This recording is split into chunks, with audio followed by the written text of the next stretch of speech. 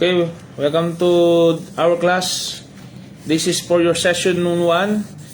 That's our subject, dispute resolution and crisis management.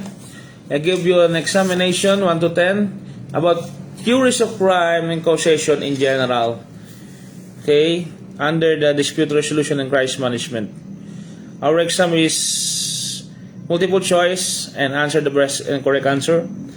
And I dictate so you can answer it online or in asynchronous. Okay? 1 to 10 items and I dictate. What does dispute resolution refers to? Letter A, encouraging disputes.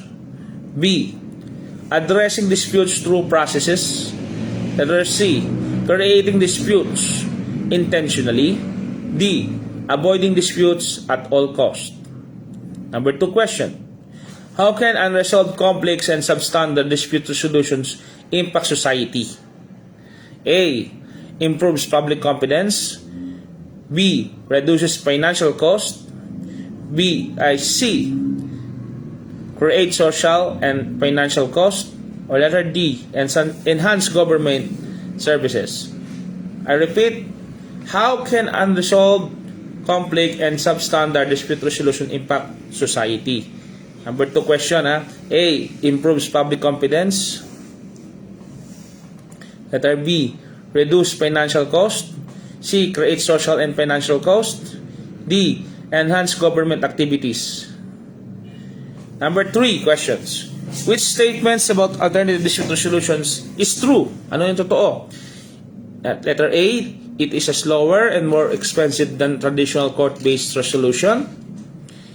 B, it has no impact on public confidence. Letter C, it is less cost-effective. It can achieve faster outcomes at a lower cost. Okay? Number 4 questions. What can affect public confidence in government service according to information provided?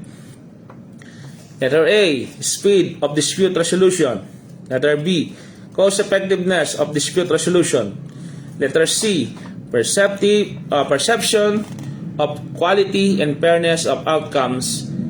Letter D, number of dispute resolved. Number 4 question. What can affect public confidence in government service according to the information provided? Letter A, speed of dispute resolution. Letter B, cost-effectiveness of dispute resolution.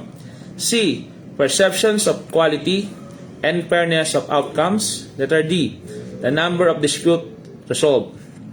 Number 5 questions. According to social conflict theory, what is at the heart of all social characteristics of human relationships? A, cooperation. B, competition. Letter C, adaptation. Letter D, revolution.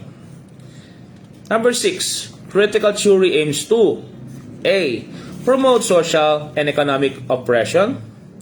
Letter B, maintain the status quo.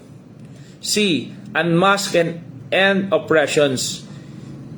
D, increase the power of the elite.